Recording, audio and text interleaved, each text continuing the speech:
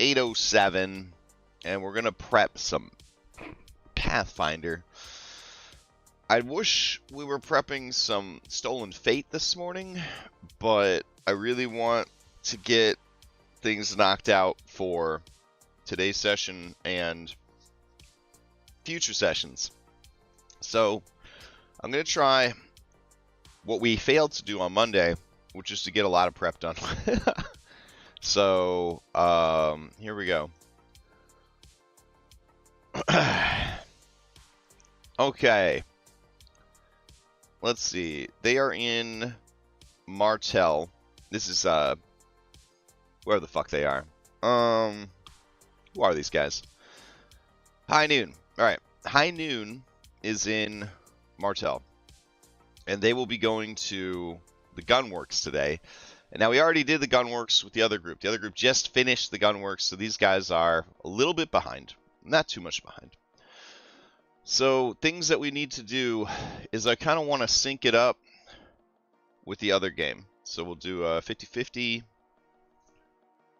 All right. So these guys, they're back in town. That's cool. These guys are heading to the Gunworks. Okay.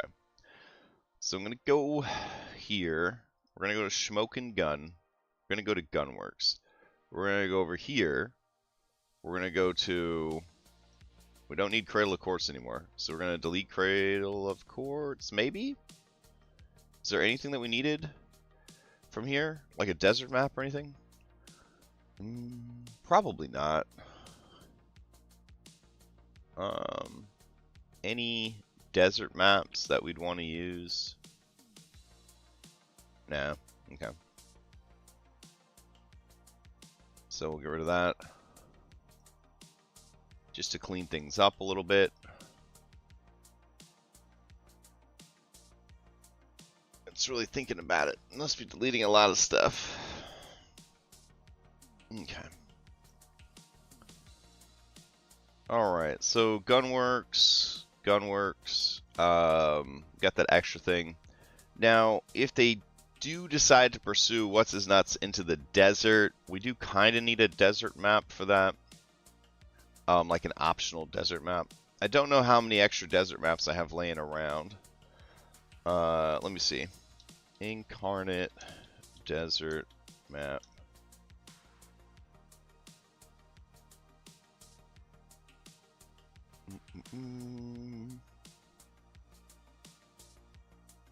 I feel like this one could work. It's not great, but... Alright. It says desert map with cliffs and oasis. 10 feet up, 25 feet up, 40 feet up. That's fun. So use this map as an encounter. 6 giant scorpions. Yeah, sure. We could use this map. Alright. So, save as. Desert map. Cliffs. Oasis.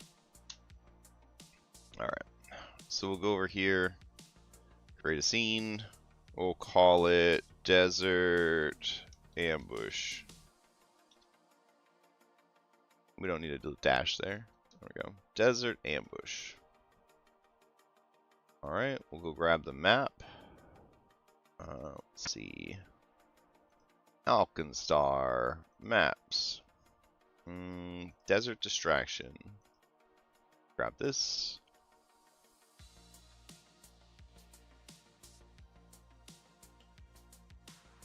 Alright, any second now. Got it. And save changes. We came dangerously close to the other group being like, let's track down What's His Nuts in the desert and we'll ambush him there. And like, I agree. That was the right, that would have been a cool call. And the adventure planned around them doing that. There was a backup plan if they did that. But fortunately they got distracted and decided not to. Oh, excuse me. Alright, walls. Here we go. Terrain. We'll do this real quick. So they're saying that this is a 30-foot high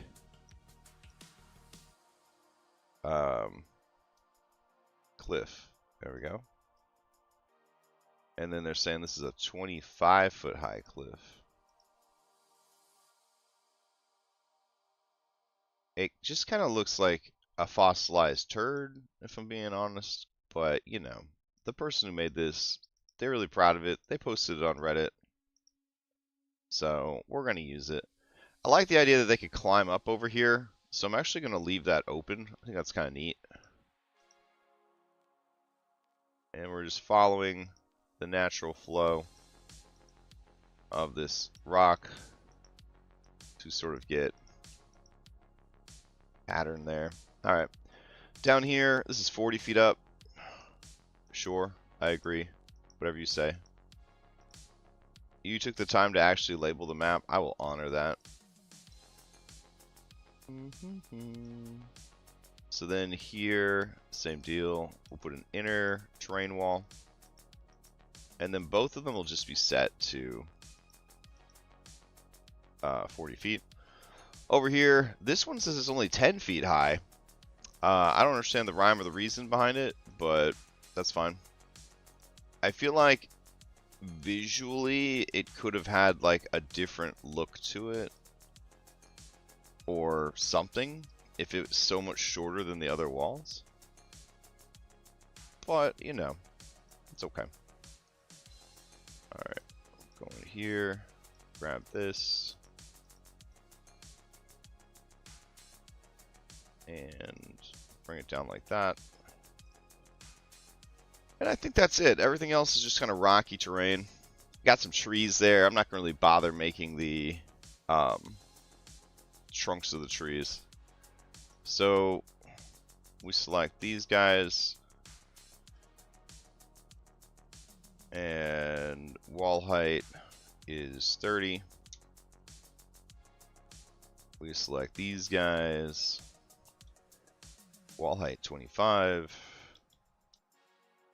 We select these guys. Wall height is 40. And then we select all these guys. And the wall height is 10. And just like that, we have an ambush map in case they decide to follow a Vuslog into into the desert. Excellent. Works out great. Good shit. All right. But if they don't decide to go into the desert, and they do decide to actually do the adventure, we want to have that set up. So we've got Hall of Crucible. This is where they're supposed to fight the gremlins or whatever. This is a hot mess here. So this is a tipped over thing. So we're going to put this at... They don't need this. And they do need this just to be regular. So there is no wall direction that's needed here. You just can't see inside. That's all.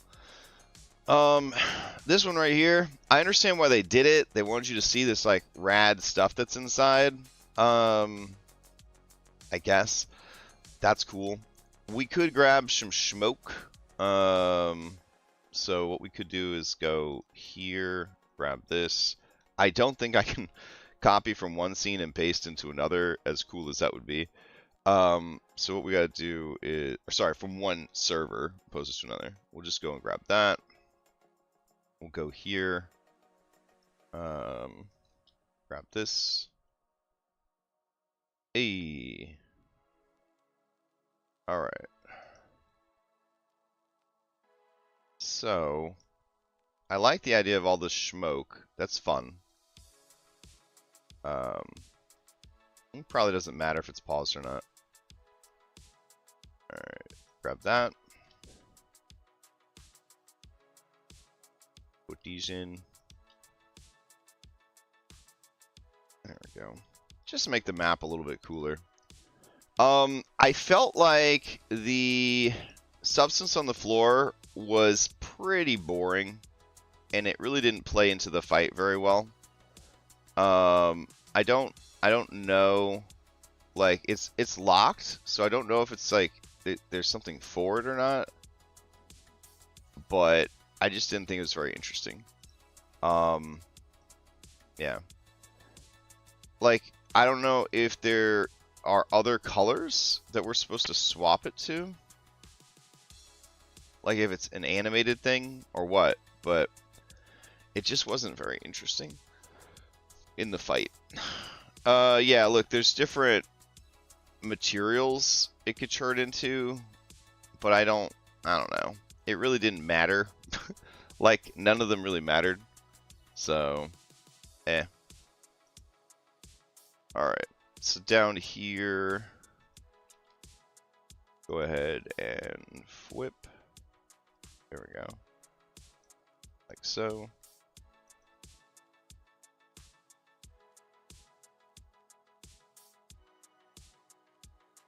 We could put like a shimmering light down to show that it's like kind of shifting and changing is bad. You don't want to touch it. That could be kind of cool. Like I don't know what the lighting situation is in this room. I do know that the slime itself was a super interesting fight, in my opinion. Alright. Yeah, that works. I'll put this down over here, flip it, and then we'll just go with regular smoke.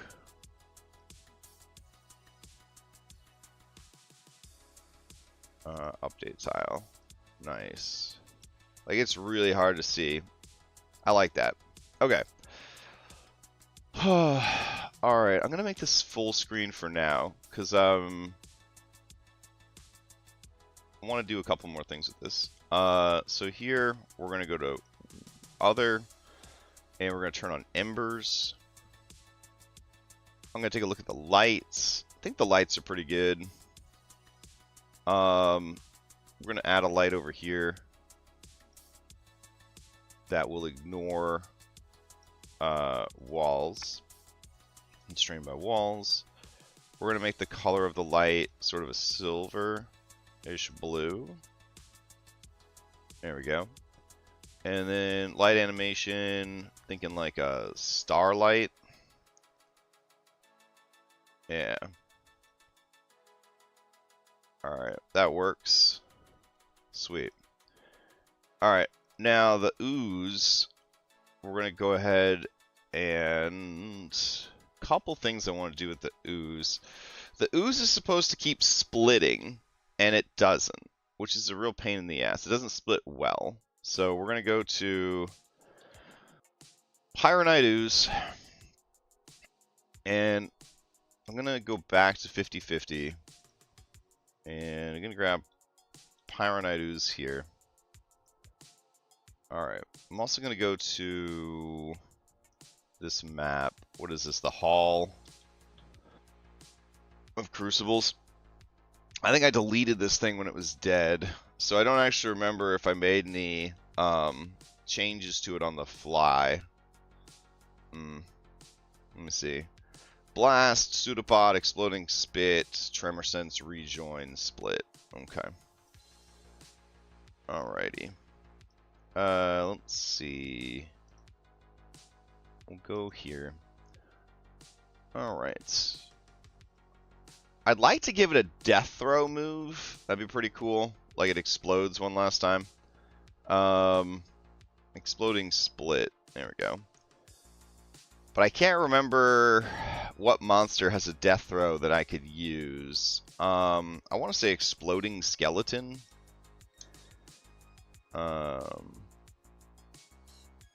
Exploding Spit. Exploding Skeleton Guard. There we go. Alright. Exploding Skeleton Guard has Explosive Death. There we go. Alright. So we'll go here, grab this. 3d6 fire, 3d6 bludgeoning. Explosion causes other pyronite oozes to split. Alright, so what I want to do is have this be large explosion. There we go. We'll do 4d6 fire, 4d6 bludgeoning.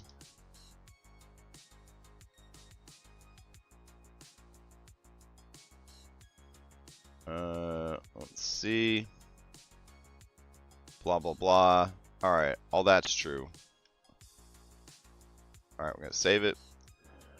We're going to go and grab exploding split and put it here. And we're going to drag it back over. And this one's going to be exploding split medium.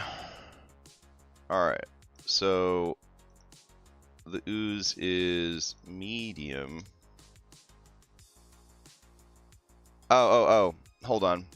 No, we want to change this to large, and then we want the to be huge. There we go. Yeah. Okay. So the ooze is large. Alright. Okay, so then here it would be 2d6 for each of these.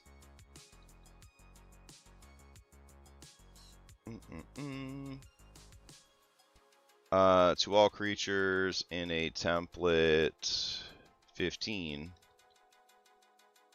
foot radius, blah blah blah. This explosion can't cause other pyronite oozes to switch. After exploding, the ooze splits into 2 medium pyronite oozes, blah blah blah. Alright. But then the large is actually going to be huge. There we go.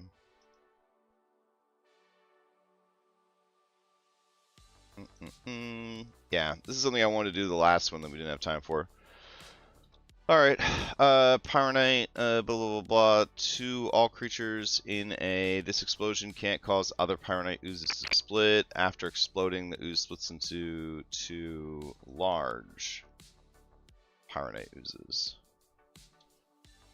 Large. Alright. Explosive death. Alright, so we're going to grab this language.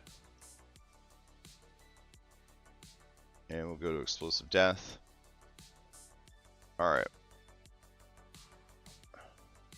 So we'll do when a pyronite ooze is destroyed, comma, it explodes one last time. Alright. Pyronite ooze is reduced to 0 HP. Alright. The pyronite explodes in a violent blah blah blah. And this last one, it's just going to do 1d6 to everybody. There we go. To all creatures in a, let's say 10 foot. There we go. Explosion can't type after exploding. Okay. Sweet. Alright.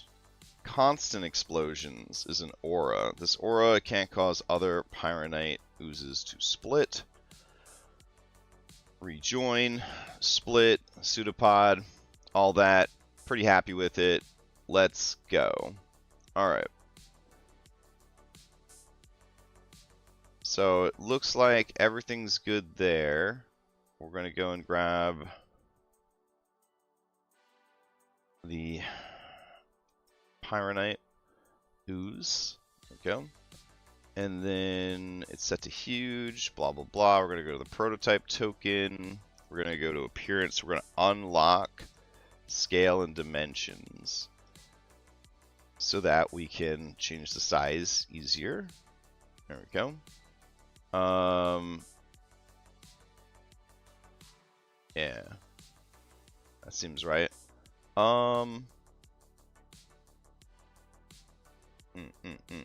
Okay.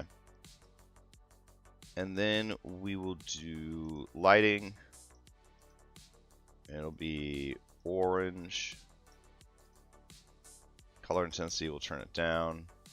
And then for the light, we will do ghost light.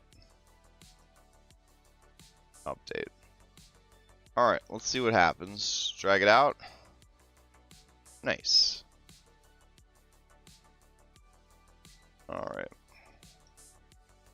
And then if we have to make a copy of it, can we shrink it down quickly? Hey, it's still locking it. There's no easy way to change the size.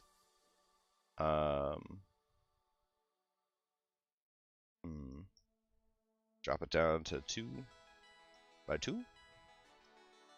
Alright, that works. It's, yeah, okay. It's gonna be a pain in the ass to run, but it's okay. The other option is, we have one thing of HP that we're tracking, and then we make other sizes of it. So, what we would do there is we would have one Pyronite ooze off to the side, called the Master. So put like an M. Alright. And then that would be off screen. We could hide it. And then the rest of these would be Pyronite ooze dash H, which in the prototype token we have to do append. Can't forget that shit. Update. And then here, Pyronite. No.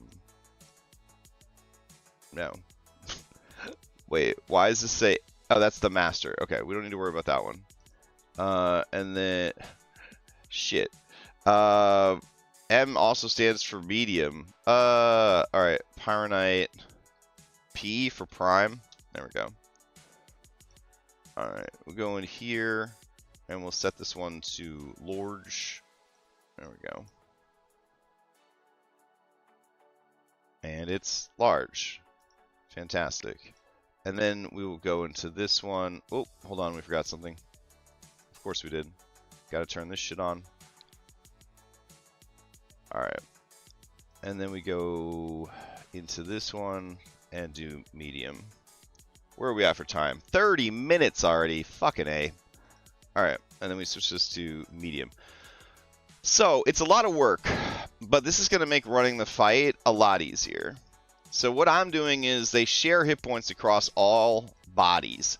So we don't really need to do damage to the individual ones. Like, whatever one they damage, it's being done to the main one. That's how I think we should do it. That's, like, the easiest way to do it.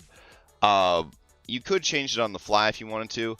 Either way, the different oozes that get made, they will have their they'll have names at least. Make it easier to keep track of.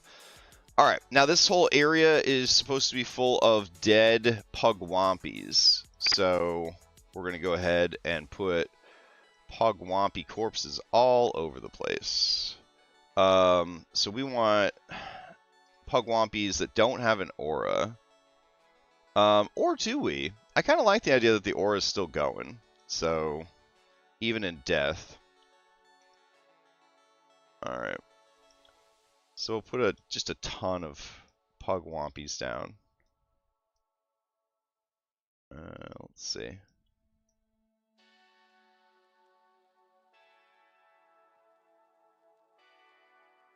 Alright. Excellent. We're going to grab all of them. And we're going to murder them. Meow. Meow. Alright. Excellent. Alright.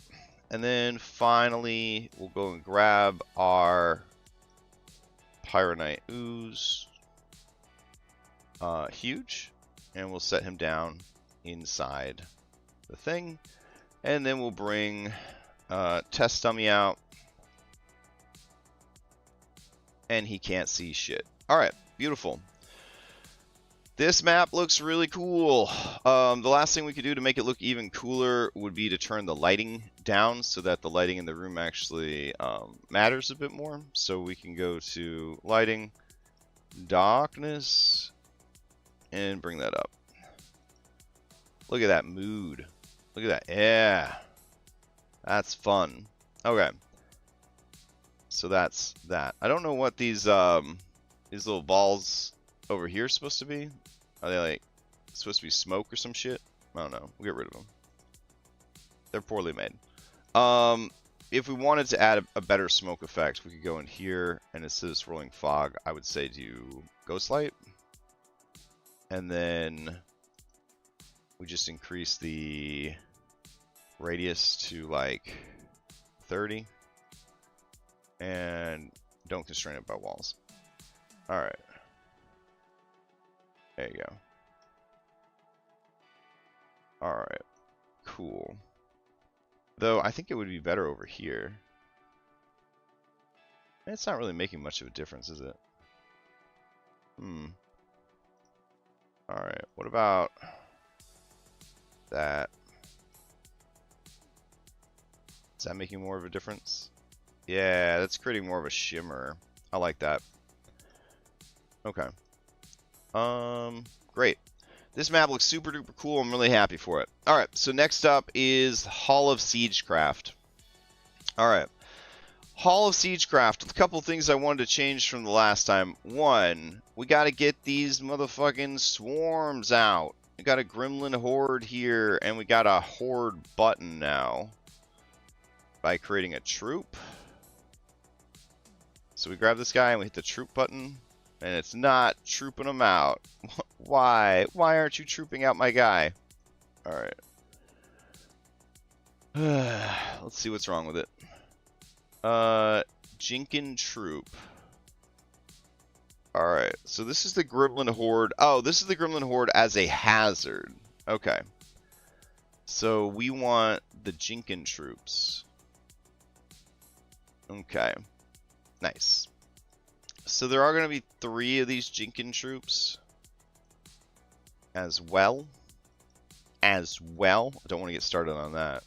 And then we've got Broke Centurion.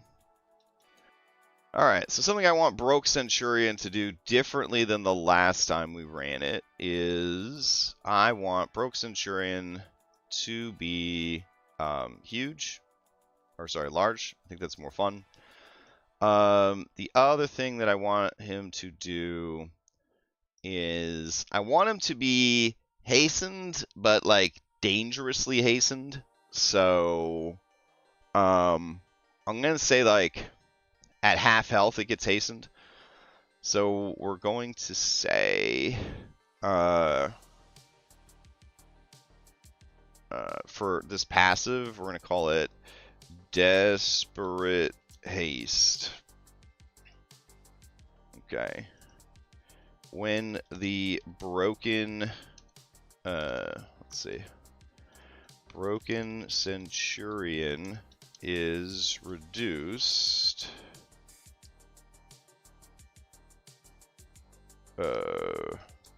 reduced to 75 HP or less by an attack, comma, it becomes hastened for the rest of the fight. However,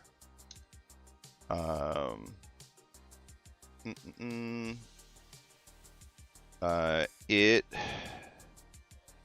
takes ongoing electrical damage 5. Let's see. This effect lasts until the Broken Centurion reaches 0 health for 1 minute.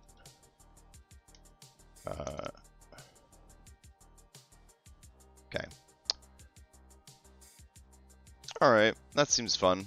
I can't spell Centurion apparently, but that's okay. Or electrical, or anything. Electrical. There we go. That'll be fun. I think at 75 health, they're just going to be like, fuck it. We'll just knock it out. So Whirling Death, Whirling Fire, Trample, Hurl Blade. Alright, the Spiral Centurion hurls one of its blades with an angled spin to ensure a swooping path. The blade deals 60 in a 40-foot line. I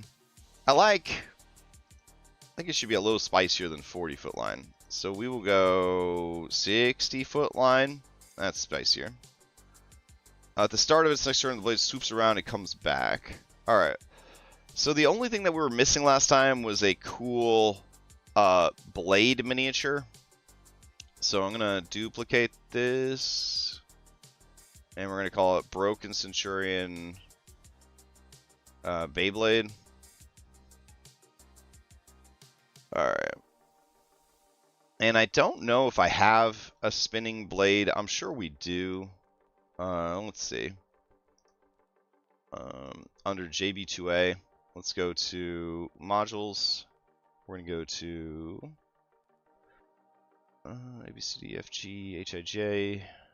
There we go. We're going to go to Library. We're going to go to Generic, question mark. Weapon attacks. Ranged? Is there like a shuriken? That'd be cool. Hey, there is. Boomerang. That's pretty cool. These are all flat images. I wanted some animations, y'all. Well, it's good to know that they have one. Alright, so go up. Melee. Damn. I don't think it's going to be in, like, the initial group. Oh, right. You can't pick animated goobers with this. Okay. That's right.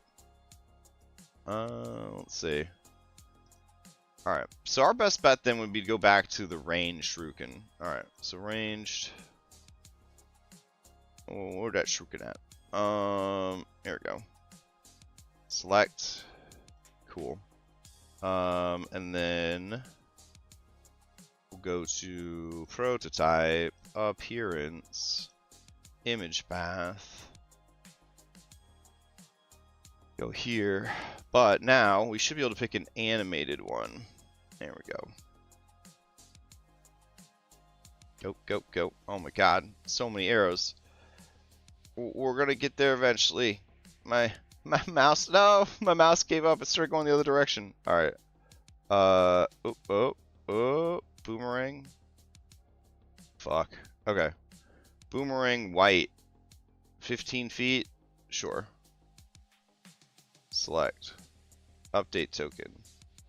Alright, let's see how it looks. That's really cute, but like, it needs to be bigger than that. Oh. Okay. Let's see what we could do. I mean, we don't have to do anything. We could just say it's a Beyblade right there. I'm tired of working hard. Maybe we under traps. There we go. Just need a spinning blade. Let's see. What do we got? Get bigger. Open up more. Whatever. Rolling caltrops. That doesn't help. Spike traps. Spikes. Spikes out of the floor. Spikes everywhere.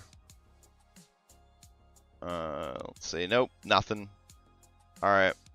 Let's go back. Alright, let's see. Weapon attacks. Melee. What about scythe? We can just do a scythe. Where do we think the scythe is at?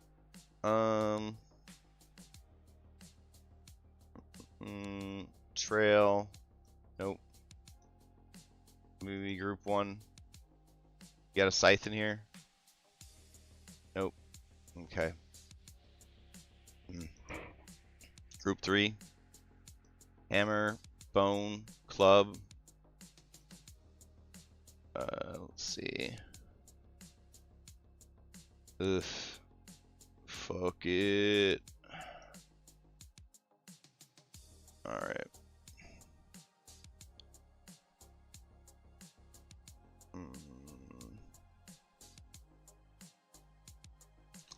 The thing is, I know the animation's in here, I just don't know where it is, which is really annoying. Alright, what about this? Generic / regular. Do you just play over and over again? Generic whirlwind? Let's see. Alright. You're not even animated! Oh my god. Alright, hold on. Let's see. Playing with my heart right now, that's what it's doing.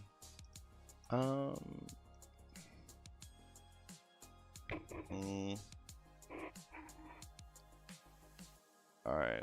We saw like a whirlwind, and that was cool. I don't remember what folder we saw the whirlwind in, though. Is it in here?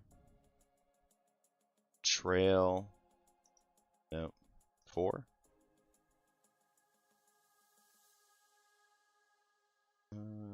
Nope. I'm so sad. Alright, it's in Whirlwind Regular. What folder are you in? Melee, Generic, Weapon Attacks. That's not really helping me. What is the name of your directory? Library, Generic, Weapon Attacks, Melee, Generic, Whirlwind. Okay. Melee. Yeah. Alright. Let's see.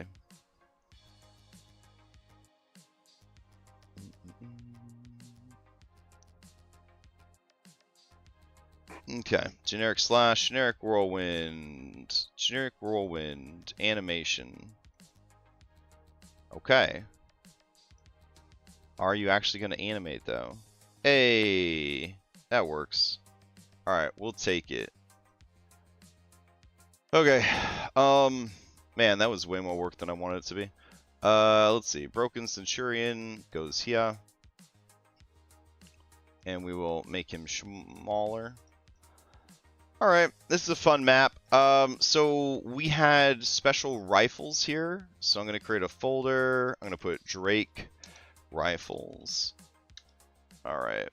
And then I'm going to go here and we'll do Drake Rifle. Alright, and it turns out that these motherfuckers don't actually have any ammo. Are Drake Rifles already in? Let me see. Drake. Oh, look at that. I already put the Drake Rifles in. Ah, I'm so smart. Okay, so we got Drake Rifles in there. We got the room. We got the troops. I don't actually remember how to run troops. Maybe I need a refresher on that. Alright, let's see.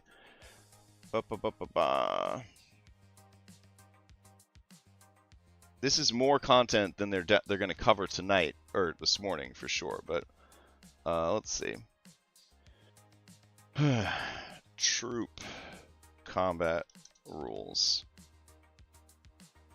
Can you explain troop combat rules to me?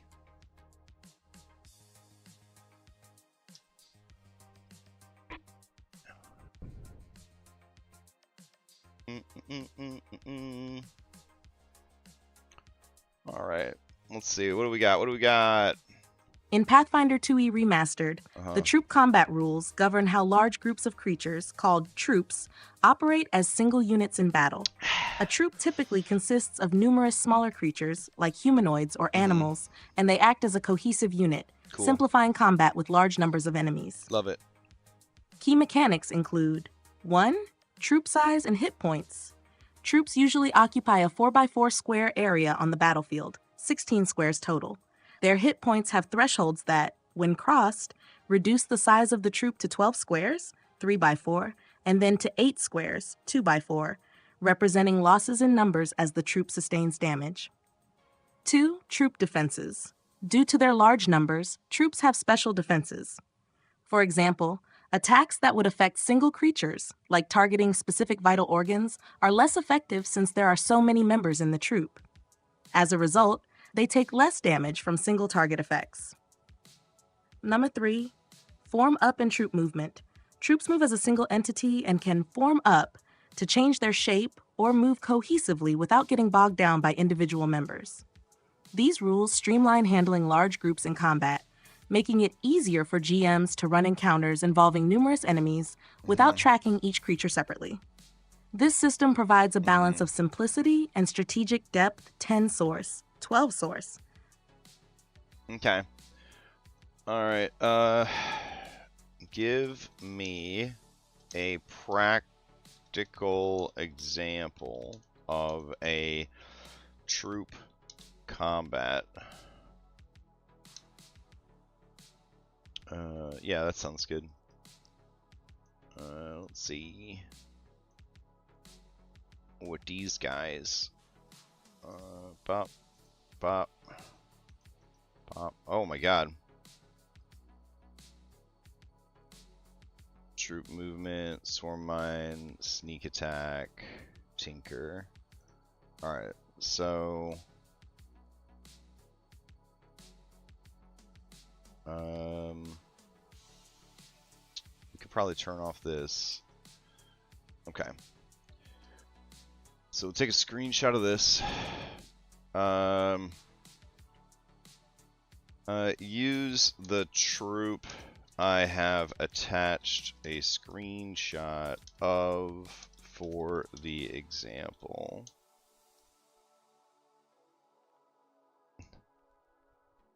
Walk me through 2 combat rounds.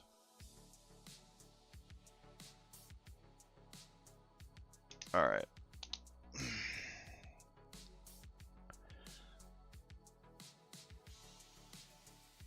Okay. Hopefully this isn't too complicated.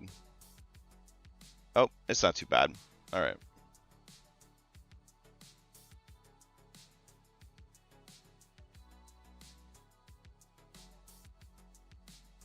Okay, let's give it a listen.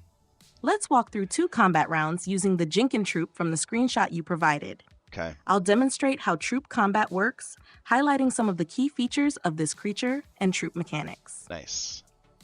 Combat setup.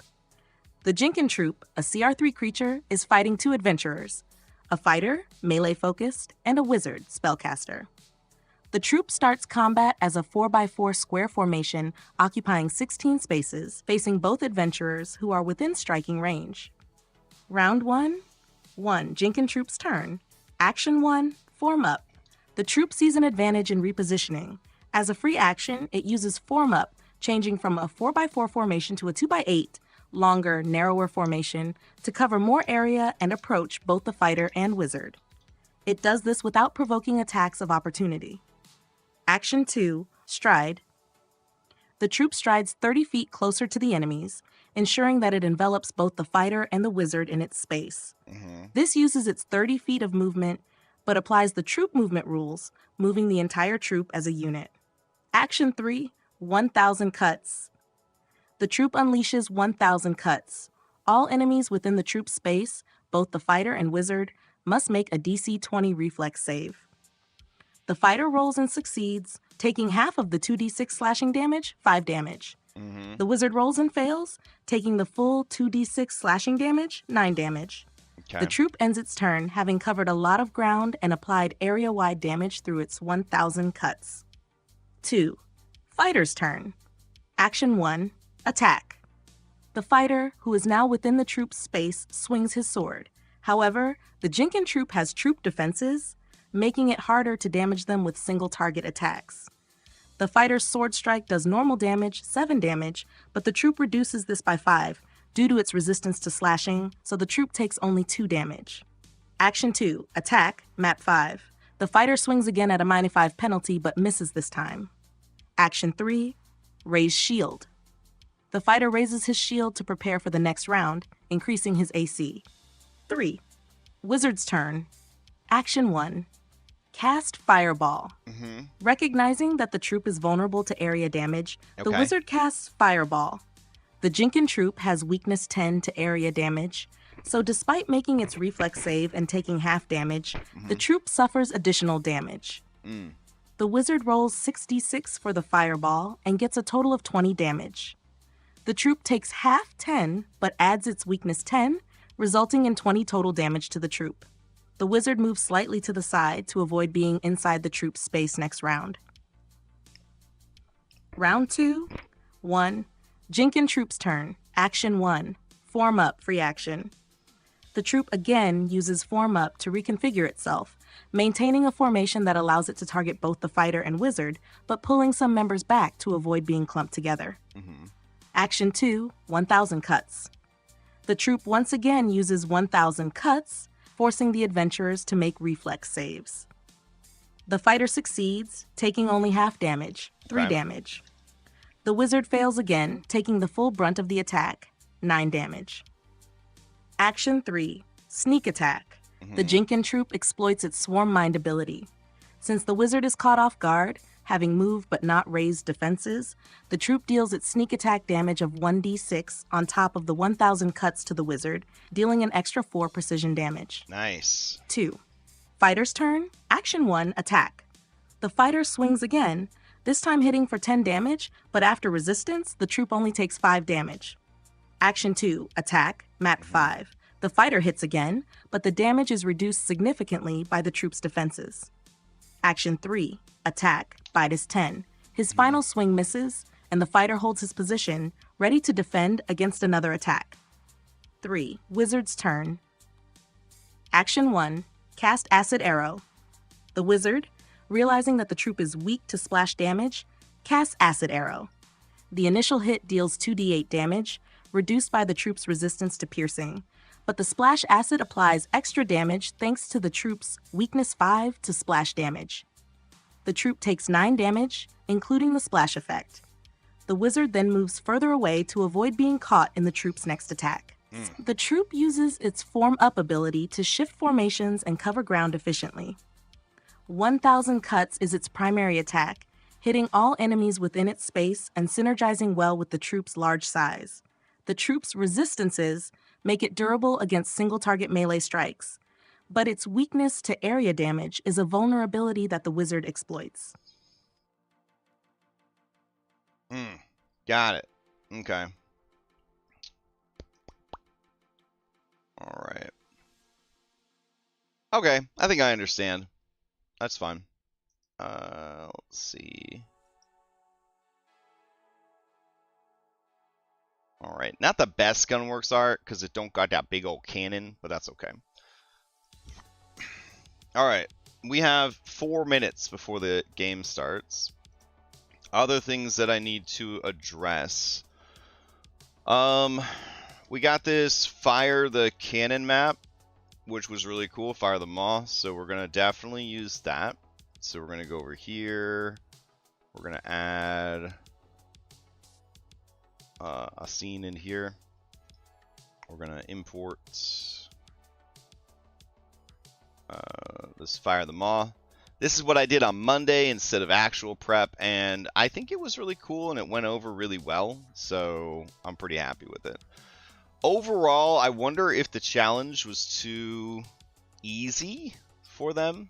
I didn't really get to hit them up afterwards to ask. Let me see. Sunset. I'm going to ask him. Hey, Sunset. Did you like the Firing the Maw challenge? Should it have been tougher? What changes would you make if you could to make it feel more exciting and engaging? There we go.